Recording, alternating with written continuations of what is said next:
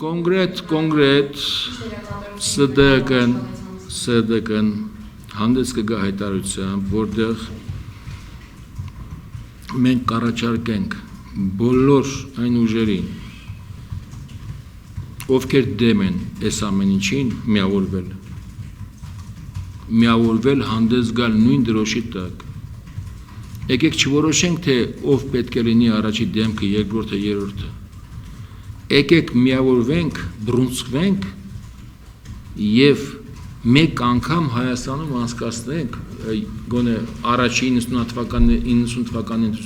չհաշված անցկացնենք Հայաստանի Հանրապետությունում օրինակարգ ընտրություններ ընտրենք նախագահ երկրին, որը պատասխան կտա սկսած այն երեխայից, որ հանիրավի զոհվել է, միջև այն աղքատը, որ այսօր ցավոք սրտի գտնվում է աղբանոցում եւ հաց ամուրում։ Միջև ներողություն, մի հատ թույլ տվեք ավարտեմ, միջև չլինի ընտրված նախագահ Հայաստանի Հանրապետությունում։ Մենք կլինենք այս վիճակում։ Մենք այդքան ժամանակ չունենք, Ալիևն էլ ասել, որ մենք ժամանակ չունենք, մեր թշնամին է դրա մասին ասել, որ սպասենք հայերը իրենք ձեռքով, իրենց երկրի հերը կանիցեն, վերցրեք նայեք հայտարարությունը, ինչպես արտահերթ ընտրություններով, այ աշնանը, որ կհայտարարի արդեն հանրաքվե, տարբեր տեսակի ուրիշ կապիկություններ, այդ ժամանակ պետք է հավաքվենք բոլորս, դուք էլ մեր հետ միասին, ասենք բավական է։ Ուղղակի նշեցիք համախմբվենք բոլոր, Այո։ Դրա վերաբերյալ ոնց եք պատկերացնում ձեզ եւ Ռաֆի Հովհաննիսյանի նույն ճամբարում, հաշվի առնելով, որ Եթե Ռաֆի Հովհաննիսյանը ընդդիմադիր է, ես պատկերացնում եմ նույն ճամբարում, բայց իմ պատկերացումները ձեր պատկերացումների հետ ուղղակի համատեղելի չեն։ Ես Ռաֆի Հովհաննիսյան ընդդիմություն չեմ համարում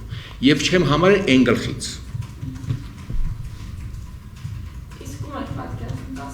Բոլորին,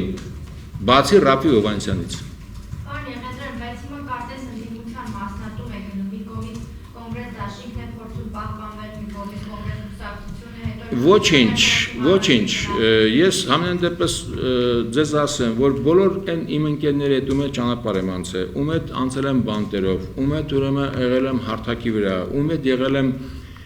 փողոցում, ընդդեմ սրանց, ես բոլորին միջև այսօր իմ ընկերն եմ համարում եւ կգա մեկ օր մենք բոլորս կբռունցվենք։ Նա երբեք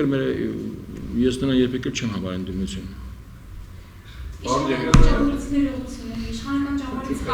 Հետո մի բան ասեմ ներողություն, աղոթվելուց հետո ասենք դժվար է մի քիչ։ Աղոթվելուց հետո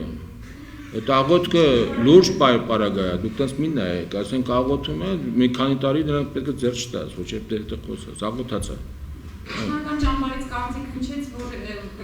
կոնգրես, ՀՀՇ, նախկին ՀՀՇ, ներկայիս ՀՀՇ, այսինքն ընդդիմադիր ճամբարը մի քանի անվան տակ նույն լիդերները կարծեք թե 1000 անվան տակ, 3000 անվան տակ մենք պետք է բռունցվենք։ Կապ չունի։ Հակը ես հակ